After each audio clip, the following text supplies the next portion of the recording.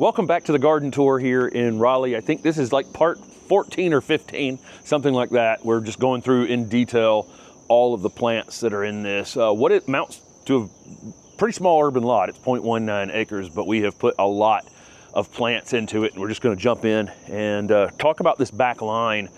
This has probably been the hardest thing to establish in this garden because the property edge is back here, right where Holly's standing. And from there back are very established old trees and an invasive army of English ivy and other vining things, privet, and all kinds of ligustrum things, and some of our native plants that are a bit more aggressive, cherries and Carolina cherry laurels and several other things that we'll try to germinate out here in the garden. And then we have the roots that we're competing with as well. And so it just takes a little bit while longer to establish things back here. Once we figured that out, it hasn't been that big of a deal, but when things have finally kind of kicked in. This was our compost pile for a while, and there was nothing planted here.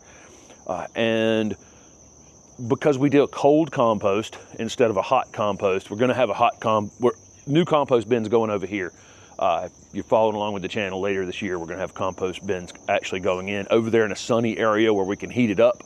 But because we didn't heat it up, we have lots of seed that have germinated in the old compost pile. So there's an army of celosia here. But despite the fact that it's super, super shady back here, it is actually trying to bloom, not blooming as much as it would in other places, but it's something that ultimately has to go. It's anything is a weed when it's not growing where you want it to. There's some arugula from the vegetable garden, and we may collect the seed on this arugula because it's a good looking plant. So we may just let this go ahead and flower out, let the pollinators do their thing and collect the seed on that one. This Carex is called Everglow, and when it's actively growing, it has a really interesting yellow variegation. It settles into this white variegation, but there's a few of these Carex on the market where when they're actively growing and newer in the spring, you'll see them as yellow, and then you'll see them later in the summer and they have this off-white variegation. It just settles from yellow to white, and sometimes I look at them and go, that's really not the same plant. It doesn't seem like the same plant, but it is. But this one's called Everglow, and it's thriving back here. We think of Carex mostly as, there's 3,000 species of Carex, so narrowing them down as to one particular type of thing is difficult. But this one really seems to be tolerating this dry, shady space a little better than some of the other Carex. There's a rhododendron in the back here, and it's one of the Southgate rhododendrons. This one's called Breeze. That Southgate series of rhododendrons were picked to be super, super heat tolerant. And I think I said on the one other one that we've talked about, these, the first time I saw them was down at the Hammond Research Station in Hammond, Louisiana, growing really well in extremely tough conditions for a big leaf evergreen rhododendron. So they've held up. We've got one here and one coming up a little bit further down, but thing's doing absolutely fantastic considering that oak is trying to steal everything from it from behind back there. And we've had 106 degree temperature here this summer. This hydrangea is called Big Daddy, and you can see why. This was the first season that really started to put on the big inflorescences. These will get bigger in the future. When I had this at the old house, probably basketball size inflorescences. Of course, these have faded out at this point. They're kind of pinkish blue in our garden here in Raleigh. Of course, you can have them be bluer. You can work on that if you want to, but they're just as pretty regardless to us. Plant looks great. It's really done pretty well back here. I can see that it's angled out this way, and I think you can probably see that on the camera, which is pretty good for the path. You're coming through the path, all the flowers are kind of presented this way, but it's also telling me it's in a hair too much shade. But did pretty well, I think, overall. There's a couple begonias that were planted. We do a lot of space filling here with annual plants, and so there's begonia planted there. And again, we're just trying to cover the ground a lot of times here and wait for things to establish themselves. So this hydrangea is now big enough that begonia wouldn't need to be replanted next year. But that's something we do here. And it's definitely a technique to get your plants to grow a little faster initially, to give them some competition and to keep the roots covered on each plant. And so that nothing is sitting out in the open space just absolutely frying. And then you kind of go, well, it doesn't really take full sun all that well. It's just not necessarily a natural growing condition for something to be sitting 4 and 5 feet apart, spaced out like that. But I add these annuals, ground covers, perennials, grass-like plants around them, and that protects the roots enough, gets them going, gets them established, and then we just don't replant the annuals later on once the shrubs are big enough. That first rhododendron up there where the celosia is on it, that's an example though of the annuals doing too much. So we need to pull a couple of those celosia off of it. So we want a little bit of a crowding at first to keep the roots cool on things, but we certainly don't want it to be crowding at the expense of the permanent thing. So if you have, the plant that is staying there longer, if your annuals start to do some potential damage to it or something, they need to be pulled out. There's another one of the Southgate rhododendrons on the other side of the hydrangea. This one is Southgate Radiance, and it's budded up. It's budded up to flower in the spring, and so it's doing okay. Again, not super happy between with the root competition back here behind it. It's kind of funny. We tend to think of rhododendrons down here in Raleigh as getting root rot and dying from a lack of, too much water in our clay soils. But we found a spot where you could kill one with a lack of water. That's what we've done back here, and but it's broken through that now. There's a prostrate plum yew. This is a great shade plant that adds a different texture to the garden, so you can, have it, contrasting with other larger leaf things. A lot of our shade plants tend to have large leaves, like the rhododendrons, the hydrangeas, acubas, that kind of thing. Even Mahonias and Elysium and a lot of things have much larger leaves in the shade because they have a little harder time getting, the solar panels need to be larger in the shady space to collect the sunlight, right? And so it's nice to be able to then come in with something like that prostrate plum yew and have it be different in some way. So you have that little pinnate foliage along the stems. Great southern conifers for us. We just, a lot of the conifers in here, we're pushing the southern boundaries with the plum yews. Actually really want to be here. Virtually every shade garden that we do a tour of is going to have these prostrate plum yews in them. There's almost nothing more shade drought tolerant than these once they're established in the ground. Back up behind it, there is an acuba, and the acuba is being eaten by a Camellias sasanqua that I'll talk about in a minute. But this acuba, I found this one in a collection of gold dust acuba because it had a very different spotting pattern on it than gold dust. It's not interesting enough to be interesting outside of there's only one of them on Earth. And I may propagate it at some point. It's a nice looking plant. The form is great, but again, I don't think that spotting is not unique or interesting or showy in any way, shape, or form. It was just different, and when I saw it, I was like, well, I'll try to put it in the ground and see what it's ultimately going to look like in the ground. And it just continues to have like 1 or 2 spots per leaf, which, again, not particularly interesting outside of the fact that I found it and it was obviously different than the gold dust acuba it was sitting in. This Camellias sasanqua is from my nursery, and it's going to pop back to here. We did not have, everything back here has been temporary, including this pile of mulch that's back here. And there's some more. In fact, the property line comes all the way back to here. So there's a lot of space back here that we can use. So that's going to get moved this fall. We'd had a temporary fence here all along, and it was so close that that's just out of place. So it's gonna come back to here and it'll have plenty of room. I'll limb up this evergreen magnolia that's behind us just a bit so that it has a little bit of space to grow underneath, and it will be much happier. There's one hidden cast iron plant back here behind the camellia. It's called Milky Way. It's got, like Steph said, it matches that Akuba, but a few more spots on it. It will slide up and when this camellia moves back, and I'll get that done pretty soon. I'm gonna cut the roots on it in the next week or so and then move it later this winter, and it should move just fine. There's a Pieris here called Mountain Snow, and we have planted another one somewhere else. Yeah, there's another one up here that was in the curve up there, and I don't know if it'll ultimately stay there. It's in a really prime location there, and we've had one here already, and you know, we have like one of everything. So if we found something else that fit that spot over there, maybe.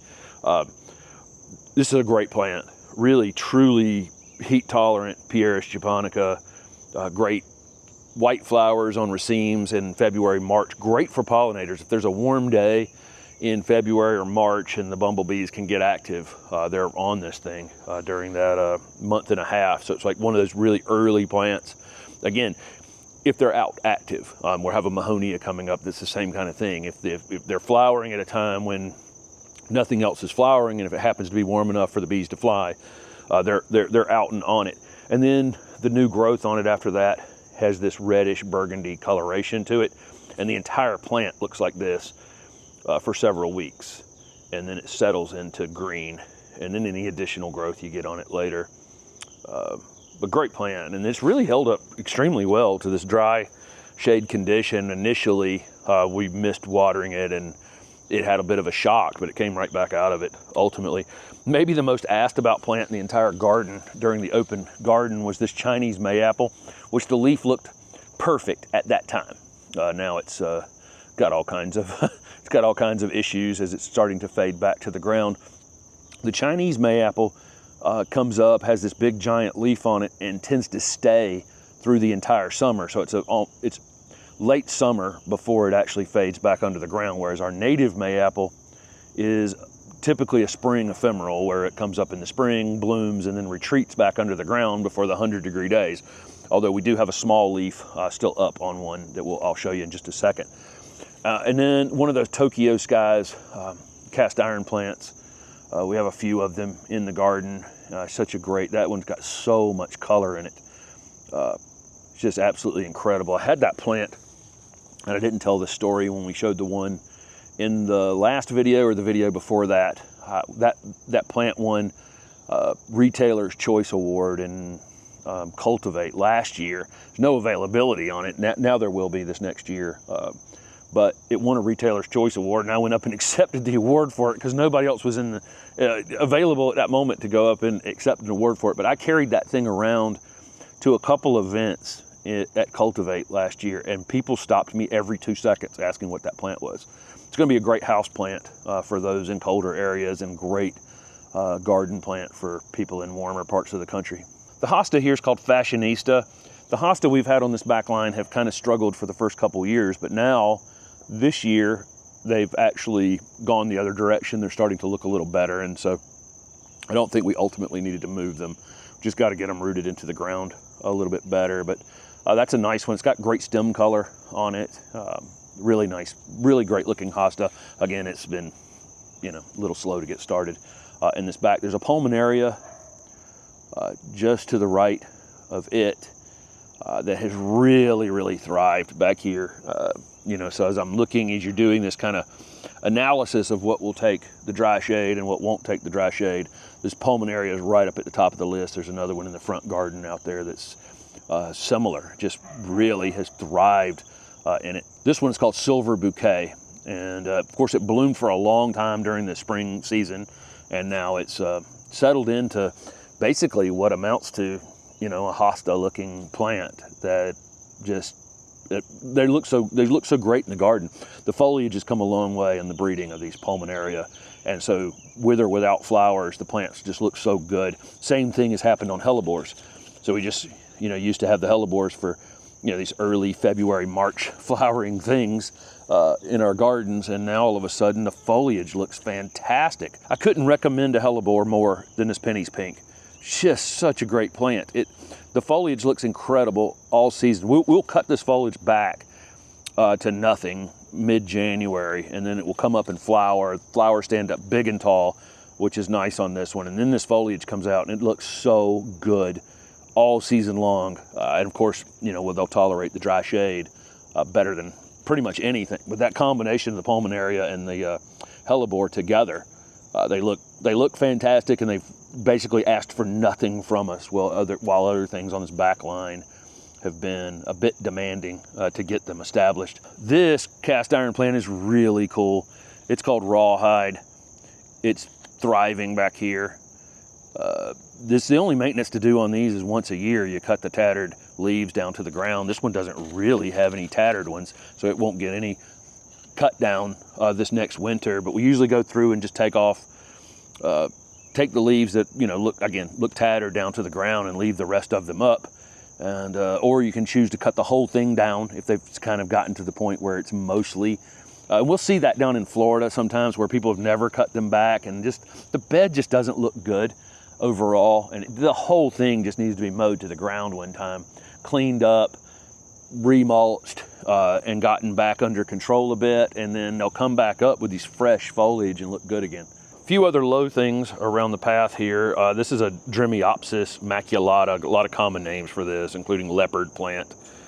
Interesting foliage, and another one that's just really jumped out of the gate and looks pretty good already, without us having to had to water it a bunch of times. But great looking foliage. Some people call these false hosta as well.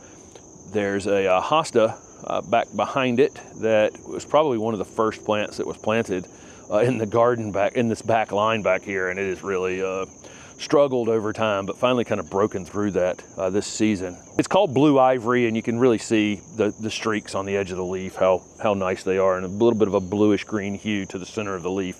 Leaves should be much bigger than that. Again, it's stunted, and this has been a great experiment really back here. It sounds like it's been a struggle probably as I'm telling you this, but it really has been a good experiment to just kind of figure out from, you know, even a teaching standpoint, you know, talking about these plants, what will establish itself quickly in a dry shade space, because a lot of people have this issue with very established trees. There's some Terenia planted along the edge of the path. We use a lot of Terenia. They're great shade annuals that the bees can take advantage of, and Steph always says the flowers look like it's someone singing, you know, with their mouth open, and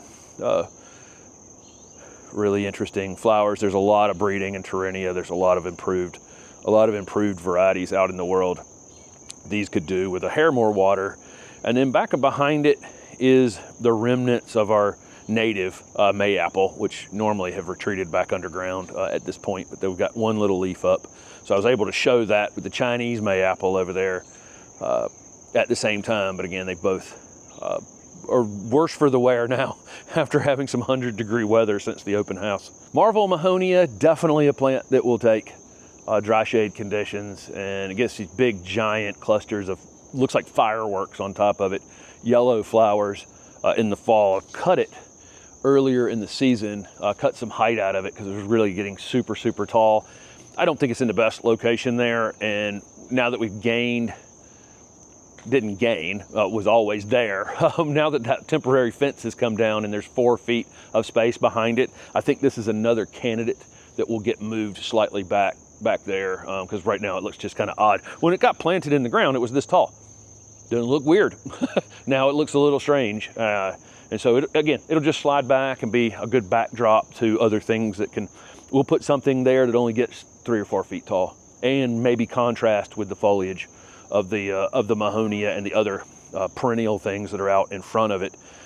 There is hellebore here called Blue Diamond.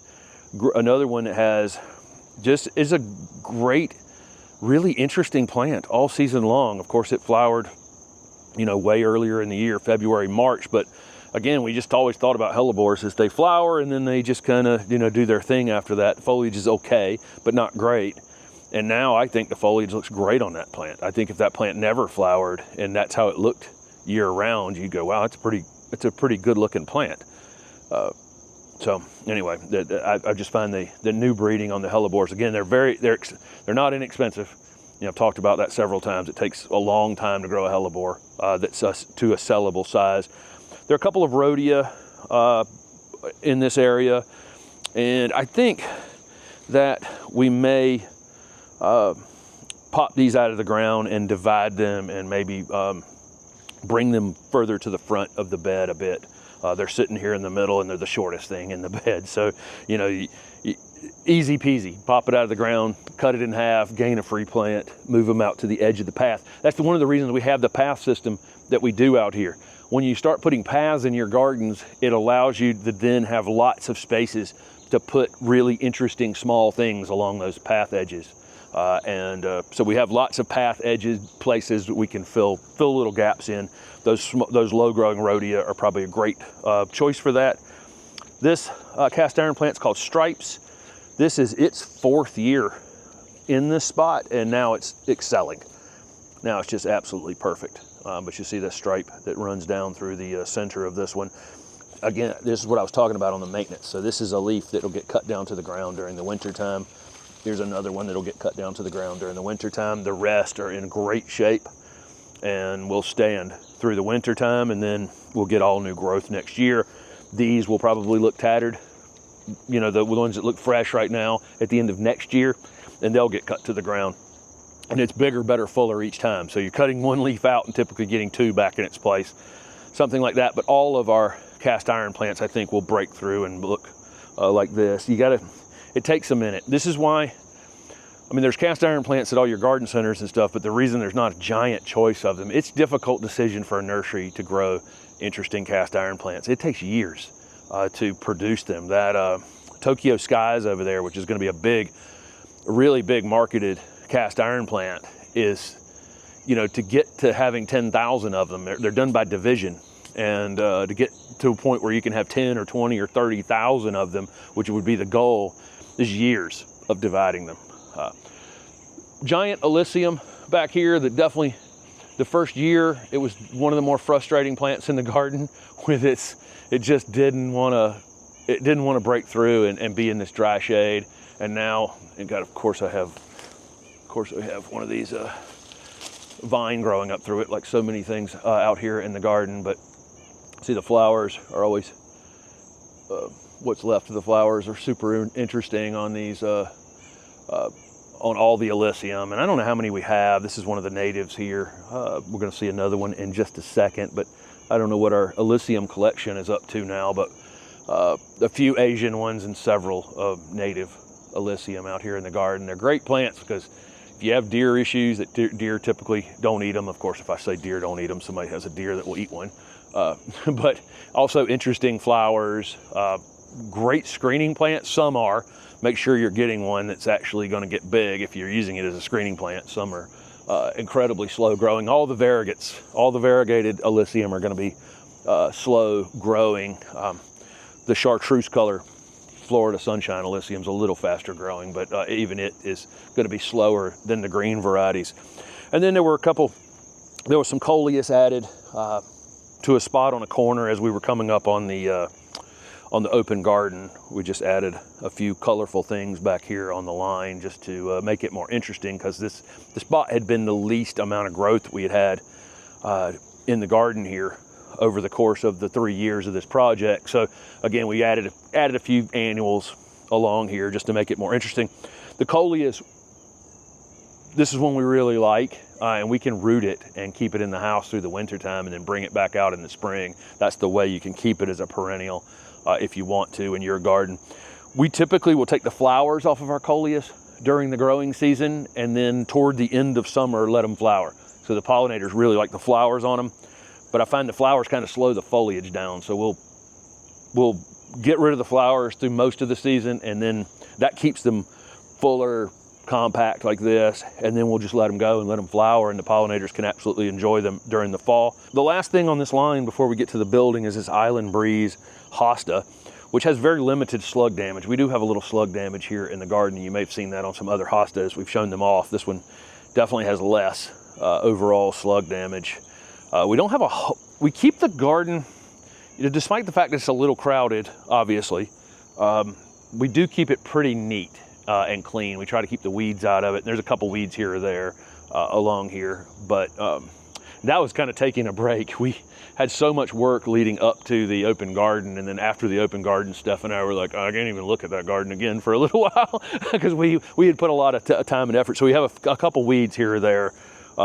Jumping back out here as the nighttime temperatures are starting to cool off. It's like in the 70s or lower 70s this morning. It was 64 yesterday morning, which we had been lows around 80. It was really crazy for a little while there. So that's part of it as well. But keeping the place neat definitely helps with slugs and snails, and not having containers down on the ground. You need, if you have feet under your containers, it's less of a place for slugs and snails to hide. Just, you know, having places for them to go and hide is the issue. So we have a few, but not a terrible amount. But they can, on something like a hosta like that, you know, once they've torn up that leaf, it's just going to look bad the rest of the season. We'll finish up two or three plants here against the building, and then pick up from here in the next video. This camellia is called Early Wonder, and it is budded up like crazy. The reason it's called Early Wonder is this is a Camellia japonica that actually blooms in the fall. Typically we think about Camellia japonicas not blooming until January, February, March on warmer days, but this one actually starts as early as the Camellia sasanquas in the fall, and it'll actually carry flower buds. Once it gets too cold, it'll carry the remaining flower buds right through the winter time and open up later. Perfect double pink flowers, and I mean truly perfect double pink flowers when one of these opens. The freeze we had 2 years ago did a significant amount of damage to this plant. Their camellias are zone 7 to 9 hardy. This one was new enough at that time. It fell from 60 in the afternoon to 13 overnight, and the leaves were just, I don't know if I can even, oh yeah, something like this. Let's see if I can just pull that off. This is what happened to the leaves. The cells just inside the leaves, I think, exploded because they still had water in them.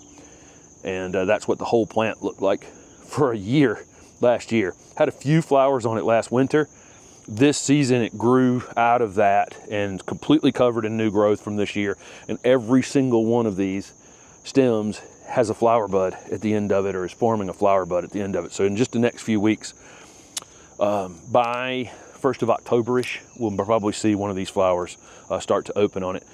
The Elysium that's in front of that one is the Florida Sunshine Elysium, and just a great overall plant. I mean, we have it in, this one's getting lots and lots of sun on it early in the morning, and it's like shiny right here, and I'm sure you can see that on the camera, how much this thing literally shines in the garden, and it's getting some afternoon shade, so it's not cooking, it's not burning out here. But part shade conditions, lots of morning sun. Again, it looks like a ray of light out here in the garden. It does flower like the other Elysium, but definitely not as floriferous overall. There's one right there, thinking about it. Great looking plant. This one, for a little while, I thought it was 2 plants in one, because part of it's crawling across the ground and part of it's going vertical, but I've seen other ones do this exact same thing, where, you know, some absolutely vertical growth. The initial growth tends to lay flat on the ground, and then later on, once it's established, the growth is very fastigious and upright, and it's kind of perfect for this space because it's a narrow little spot. We give everything a narrow little spot in this garden, and so it's just a perfect plant for this space. And again, deer typically don't eat them. And I'll finish up this video with the Mojo Pittosporum. You're going to see 3 that are much bigger than this in an upcoming video. This Mojo Pittosporum gets maybe, I mean, less than 2 feet tall. I mean, we've got the 3 you're going to see in an upcoming video are less than 2 feet tall, and they've been there for over 3 years, and 3 to 4 feet wide, something like that. Gets a heavily scented flower that's inconspicuous. It's down in the plant on these dwarf Pittosporums. You can see maybe up the path here, the 3 that are coming up in an upcoming video. You can also see that side of the path, how much fuller that is. Just getting that extra 3-4 feet of this path away from these trees, you can see how fuller everything is over here, and how much less of a fight it is on that one side of the path than this side of the path. It's just absolutely amazing what 3 or 4 feet in a garden can do. Kind of wild. But we'll see those other 3 Mojo Pittosporum in the upcoming video, and we'll start from here and do the herb garden across the front of the vegetable garden over here in the next video. Thanks for following along.